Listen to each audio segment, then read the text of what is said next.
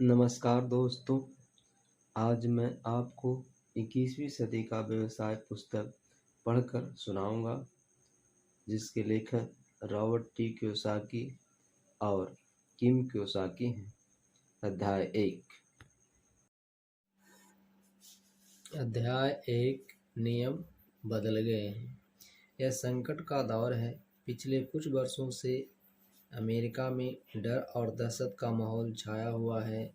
यह अखबारों की सुर्खियों, संचालक मंडल की बैठकों और डाइनिंग टेबल पर होने वाली बातों में साफ नज़र आता है। वैश्वीकरण, आउटसोर्सिंग, छटनी, कर्ज न चुका पाने के कारण मकानों की नीलामी, सब प्राइम मॉर्टगेजेस, पॉन्जी स्कीम, शेयर बाजार के घपले, मंदी, एक के बाद एक बहुत सारी बुरी खबरें लगातार आती जा रही है।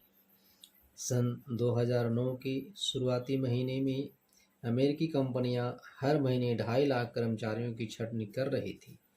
2009 के अंत में जब मैं यह लिख रहा हूँ, बेरोजगारी का आंकड़ा 10.2% पर पहुँच गया है और यह बढ़ता ही जा रहा है। अल्प रोजगार, जिसमें अमेरिकी नौकरी तो नहीं छूटती है, लेकिन काम के घंटों और तनख्वाह में भारी कटौती कर दी जाती है। का हाल तो और भी बदतर है। अच्छे रोजगार का अभाव वह भयंकर महामारी है जिससे बहुत कम लोग बच पाए हैं। एग्जीक्यूटिव हो या मध्यम श्रेणी के मैनेजर्स, प्रशासनिक कर्मचारी हो या श्रमिक, बैंकर्स हो या रिटेल क्लर्क्स, सभी के सिर पर तलवार लटकती रही है। नौकरियों के मामले में अब तक स्वास्थ्य सेवा उद्योग की सुरक्षित माना जाता था, लेकिन अब वहाँ भी घपले से कर्मचारियों की छटनी हो रही है। 2009 में यूएसए टुडे ने अमेरिकियों का एक सर्वेक्षण किया, जिसमें 60% ने कहा कि वर्तमान आर्थिक हालात को वे अपने जीवन काल का सबसे बड़ा संकट मानते हैं। सन 2008 की शरद ऋतु में बहुत से लोगों ने रिटायरमेंट पोर्टफोलियो का मूल्य अचानक आधा या इससे भी कम हो गया। जमीन जायदाद की कीमतें धड़ाम से जमीन पर आ गिरी।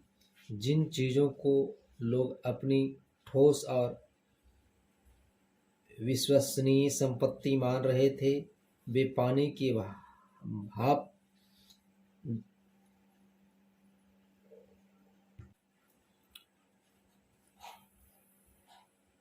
जितनी ठोस निकली। नौकरी की सुरक्षा लुप्त हो गई है।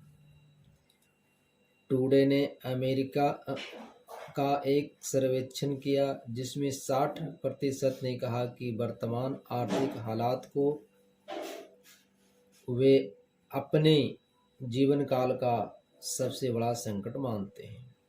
जाहिर है आप यह सब पहले से जानते हैं, लेकिन यहाँ मैं एक ऐसी चीज़ बताने जा रहा हूँ जिससे शायद आप न जानते हों। दरअसल इसमें से कुछ भी अचानक नहीं हुआ है। निश्चित रूप से लोगों की नींद तब टूटी जब भीषण आर्थिक संकट की वजह से उनकी आजीविका खतरे में पड़ी। लेकिन आपकी आमदनी रातों रात खतरे में।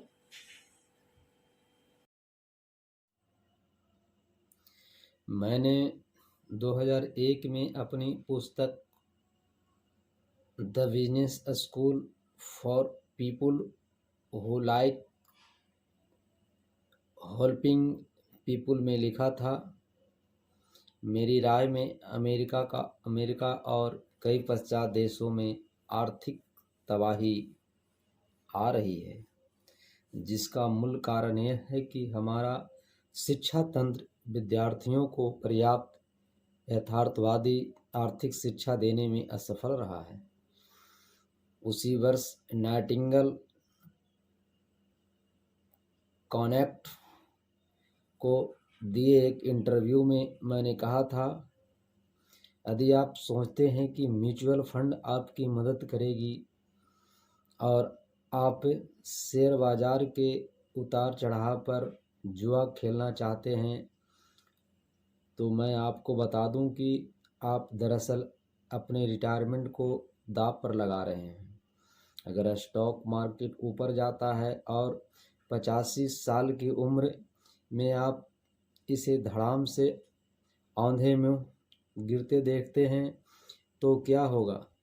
इस पर आपका कोई नियंत्रण नहीं होता। मैं यह नहीं कह रहा हूं कि म्यूचुअल फंड बुरे होते हैं, मैं तो सिर्फ यह कह रहा हूं कि वे न तो सुरक्षित होते हैं न ही चतुराई भरे। मैं तो उनके चक्कर में अपना आर्थिक भविष्य कभी दांव पर नहीं लगाऊंगा। संसार के इतिहास में ऐसे पहले कभी नहीं हुआ कि इतने सारे लोगों ने अपने रिटायरमेंट को शेयर बाजार के दांव पर लगाया हो। यह सरासर पागलपन है। क्या आप सोचते हैं कि बुढ़ापे में आपकी देखभाल करने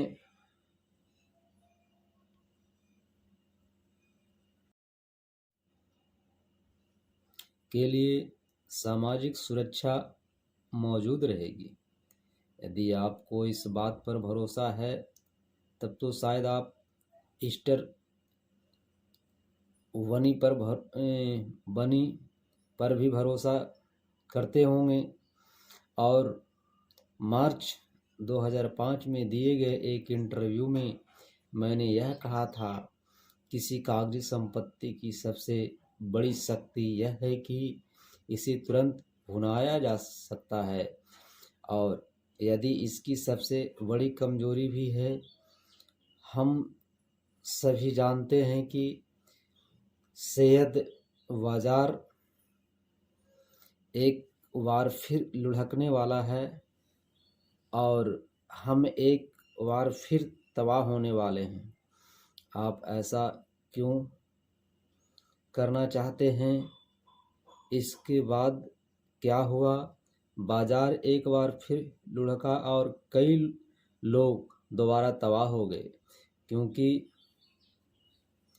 हमारी आदतें और मानसिकता नहीं बदली, हम जरा भी नहीं बदले। 1971 में अमेरिकी अर्थव्यवस्था ने स्वर्ण मापदंड का पालन करना छोड़ दिया। वैसे यह संसद के अनुमोदन के बिना हुआ, लेकिन मुद्दे की बात यह थी कि यह हो गया। यह क्योंकि महत्वपूर्ण है, क्योंकि इसकी बदौलत हम अपनी इच्छा अनुसार ज़्यादा से ज़्यादा नोट छाप सकते थे और उनका मूल्य किसी वास्तविक या ठोस संपत्ति पर आधारित नहीं रह गया था। वास्तविकता से पलायन करने की बदौलत इतिहास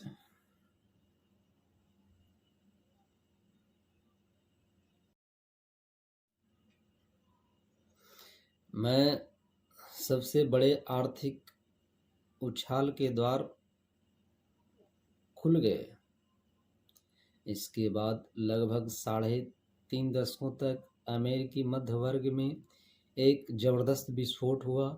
जैसे जैसे डॉलर का अवमूल्यन हुआ और ज़मीन जायदाद तथा अन्य संपत्तियों के कागजी मूल्य में उछाल आया, साधारण लोग करोड़पति बनने लगे।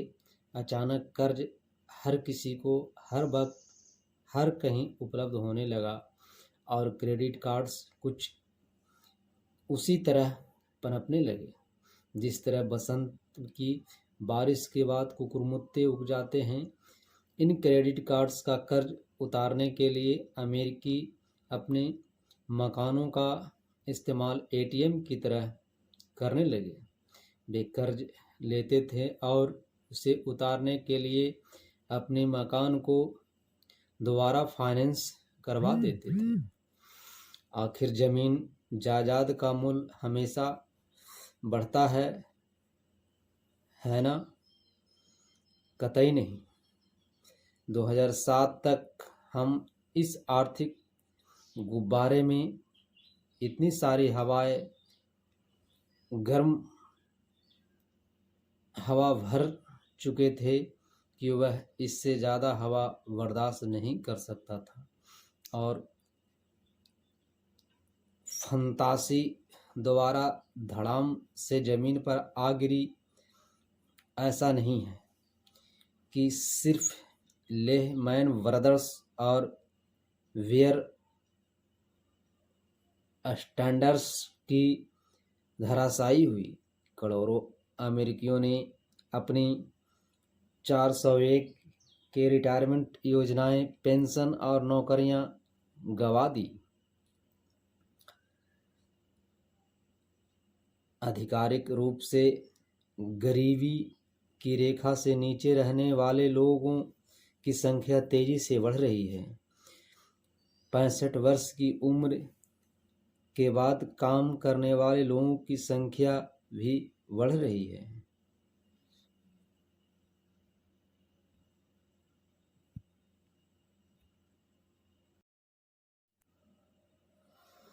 सन 1950 के दशक में जनरल मोटर्स अमेरिका का सबसे शक्तिशाली कॉरपोरेशन था।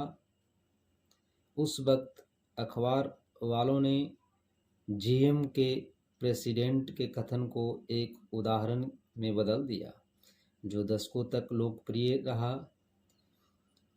जीएम जिधर जाएगा, देश भी उधर ही जाएगा। देखिए मित्रों, यह शायद अच्छी खबर नहीं है, क्योंकि 2009 में जीएम दिवालिया हो गया और उसी साल गर्मियों में कैलिफोर्निया राज्य नगद पैसों के बजाय IOQ के जरिए अपने बिलों का भुगतान कर रहा था। हाल फिलहाल अमेरिका में अपने घर की स्वामी लोगों का प्रतिशत घट रहा है। कर्ज न पाटने के कारण बैंक जितने मकान नीलाम कर रहे हैं, उतने इतिहास में पहले कभी नहीं हुआ। मध्यवर्गीय परिवार की संख्या घटती जा रही है। ज़्यादातर लोगों के बचत खाते में कुछ भी नहीं है, और जिसके पास है उसके खाते का आकार छोटा हो गया है, जबकि पारिवारिक कर्ज बढ़ता जा रहा है। गरीबी की रेखा के नीचे रहने वाले लोगों की संख्या आधिकारिक रूप से तेजी से बढ़ रही है। 65 वर्ष की उम्र के बाद काम करने वाले लोगों की संख्या भी बढ़ रही है। दिवालिया होने वाले लोगों की संख्या आसमान छू रही है, और कई अमेरिकियों के पास रिटायर होने के लिए पर्याप्त पैसे नहीं हैं। वे उसके आसपास भी नहीं हैं। क्या इन तमाम बुरी खबरों पर आपका ध्यान गया? यकीनन, और आप अकेले नहीं हैं। आखिरकार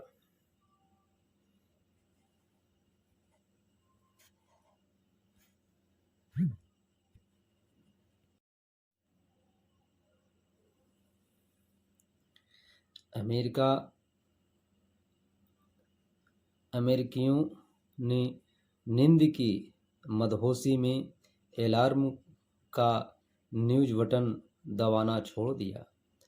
बेहतरीन, अब आप जाग चुके हैं और आंखें खोल कर यह देख रहे हैं कि हालात अच्छे नहीं हैं। इसलिए आइए हम थोड़ी ज़्यादा गहरी नज़र डालकर देखें कि इसका वास्तव में क्या अर्थ है और आप इस बारे में क्या कह सकते हैं। यह एक नई सदी है। जब मैं बच्चा था तो मेरे माता पिता ने मुझे सफलता का यही फार्मूला सिखाया जो शायद आपको भी सिखाया गया होगा। स्कूल जाओ, मेहनत से पढ़ो और अच्छे ग्रेड लाओ ताकि तुम्हें सुरक्षित ऊंची तनख्वाह तथा अन्य लाभों वाली नौकरी मिल सके। इसके बाद तुम्हारी कंपनी तुम्हारी परवाह करेगी। लेकिन यह औद्योगिक युग की सोच थी और आजकल हम औद्योगिक युग में नहीं रहते हैं। आपकी कंपनी आपकी परवाह नहीं करेगी, सरकार आपकी परवाह नहीं करेगी, कोई भी आपकी परवाह नहीं करेगा। यह नई सदी है और इसमें नियम बदल गए हैं। मेरे माता पिता नौकरी की सुरक्षा, कंपनी की पेंशन, सामाजिक सुरक्षा और मेडिकेयर पर भरोसा करते थे। वे सभी घिसे पिटे और पुरातनपंथी विचार है जो गुजरे जमाने के अवशेष है। आज नौकरी की सुरक्षा किसी मजाक से कम नहीं रह गई है। किसी एक कंपनी में जीवन भर नौकरी करने का विचार, जिसकी IBM ने अपने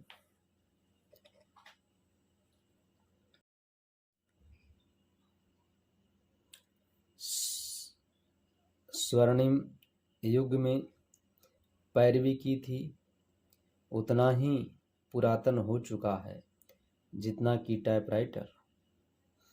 कई लोग आपकी 401 के रिटायरमेंट योजनाओं को सुरक्षित मानते थे, सोचते थे कि ब्लू चिप शेयरों और म्यूचुअल फंड पर आधारित इस योजनाओं में क्या गलत हो सकता था।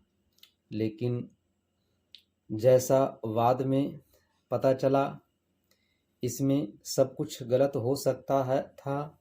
पुराने ज़माने की ये बूढ़ी गायें अब दुधारू नहीं रह गई है और इसका कारण सिर्फ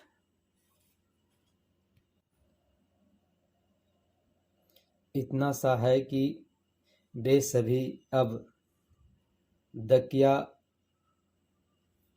हो चुकी है। पेंशन, नौकरी की सुरक्षा, रिटायरमेंट की सुरक्षा, ये सब औद्योगिक युग के विचार थे। आज हम सूचना युग में रह रहे हैं, इसीलिए अब हमें सूचना युग के विचारों के हिसाब से सोचने की ज़रूरत है। सौभाग्य से लोग सूचना सुनना और सीखना शुरू कर रहे हैं। वैसे यह बड़े अफसोस की बात है कि हम कष्ट और विपत्ति के बाद ही सबक सीख पाते हैं। बहरहाल राहत की बात यह है कि कम से कम अब लोग सबक सीख रहे हैं। जब भी हमारे सामने कोई बड़ा संकट आकर खड़ा होता है, जैसे शेयर बाजार में .com कर्मचारियों का क्रैश, 9/11 के विपरीत आर्थिक दुष्प्रभाव, 2008 की विपत्ति दशक और 2009 की मंदी, तभी लोगों को यह एहसास होता है कि सुरक्षा के पुराने साधन अब उन्हें सुरक्षित नहीं रख पाएंगे। कंपनियों का मिथक अब खत्म हो चुका है। यदि आपके अपनी कंपनी में तरक्की की सीढ़ी पर चढ़ने में बरसों लगाए हैं, तो क्या आपने कभी ठहरकर इस बात पर गौर किया है कि आपको सामने कौन सा नज़ारा दिखता है? आप पूछते हैं, कौन सा नज़ारा? अपने आगे वाले व्यक्ति का पिछवाड़ा आपको बस यही नज़र आता है। अगर आप अपने बाकी जीवन में भी यही नज़ारा देखना चाहते हैं तो यह पुस्तक शायद आपके लिए नहीं है। लेकिन यदि आप किसी का पिछवाड़ा देखते देखते थक और उकता चुके हैं तो आगे भी पढ़ते रहें। दोबारा मूर्ख न बने। यह लिखते समय भी बेरोजगारी सुरसा के मुंह की तरह बढ़ती जा रही है। जब आप ये शब्द पढ़ रहे होंगे तब तक कौन जाने क्या हालात हो सकता है कि तब तक स्थिति बदल जाए। मूर्ख न बने। जब रोजगार उपलब्ध होने लगेंगे, जमीन जायदाद का मूल्य बढ़ने लगेगा और कर्ज दोबारा खुलकर मिलने लगेंगे, जो कभी न कभी अवश्य होगा, तो झूठी सुरक्षा के इसी पुराने प्रलोभन में न आए जिसकी वजह से आप और बाकी का संसार इस भंवर में फंसा था। 2008 की गर्मियों में गैस की कीमत $4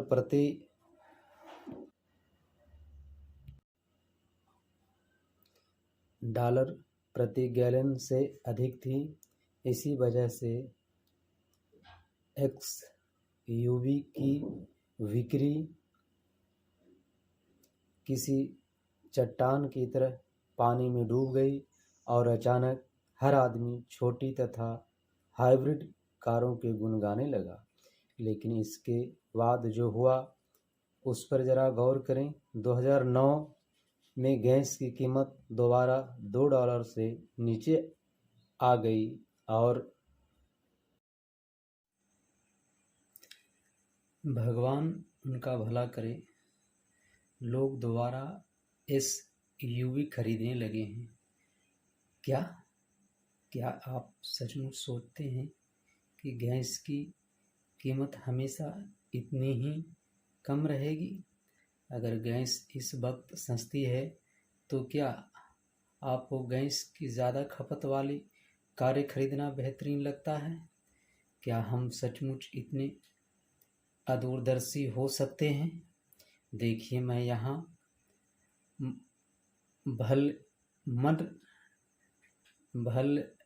मन साहत से काम ले रहा हूँ।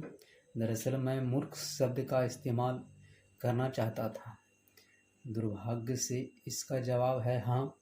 हम सिर्फ एक बार ही मूर्ख नहीं बनते, हम खुद को बार बार मूर्ख बनने देते हैं। बचपन में हम सभी ने चींटी और टिंडे की कहानी पढ़ी है, लेकिन इसके बावजूद हम में से अधिकांश लोग टिंडे जितनी ही दुर्दशा से जी रहे हैं। अखबार की सुर्खियों की वजह से अपना ध्यान न भटकने दें। दुनिया में हमारे आसपास हमेशा किसी न किसी तरह का मूर्खतापूर्ण हल्ला मचता रहता है, जो जीवन को बेहतरीन बनाने के गंभीर काम से अपना ध्यान दूर खींचने की कोशिश करता है। यह केवल शोर शराबा है, चाहे आतंकवाद हो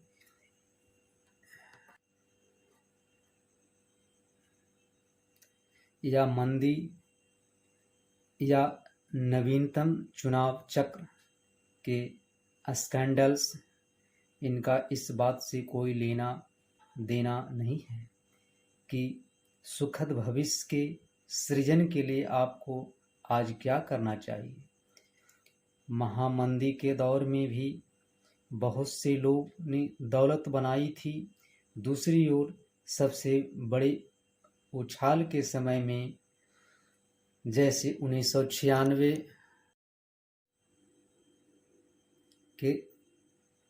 के रियल एस्टेट के उछाल के दौरान भी करोड़ों लोग ऐसे थे जिन्होंने अपने भविष्य की बागडोर नहीं थामी। जिन्होंने हर उस चीज़ को नज़रअंदाज कर दिया जो मैं इस पुस्तक में आपको बताने जा रहा हूँ। और वे लोग या तो परिस्थितियों से जूझते रहे या फिर दिवालिया हो गए। वास्तव में उनमें से अधिकांश तो आज भी परिस्थितियों से जूझ रहे हैं या फिर दिवालिया है। मुद्दा अर्थव्यवस्था नहीं है, मुद्दा तो आप हैं। क्या आपको कंपनी जगत में फैले भ्रष्टाचार पर गुस्सा आता है? वॉल स्ट्रीट और उन बड़े बैंकर्स पर जिन्होंने हम सब होने दिया? सरकार पर जिसने इसे रोकने के लिए पर्याप्त प्रयास नहीं किया या ज़रूरत से ज़्यादा किया या ज़रूरत से ज़्यादा गलत काम किए और ज़रूरत से कम सही काम किए? क्या आपको सुख आपको दुख या गुस्सा आता है कि आपने अपने भविष्य की बागडोर थामने में इतनी देर क्यों कर दी? जीवन मुश्किल है। अहम सवाल तो यह है कि आप इस बारे में क्या करने जा रहे हैं। शिकायतें करने और अफसोस करने से आपका भविष्य सुरक्षित नहीं होगा। नहीं वॉल स्ट्रीट, बड़े बैंकर्स, अमेरिकी कंपनियों या सरकार पर दोष मढ़ने से होगा। यदि आप एक ठोस भविष्य चाहते हैं तो आपको इसका निर्माण खुद करना होगा। आप अपने भविष्य की बागडोर केवल तभी थाम सकते हैं जब आपकी आमदनी के स्रोत पर आपका नियंत्रण हो। इसीलिए आपको अपना खुद का व्यवसाय शुरू करने की ज़रूरत है।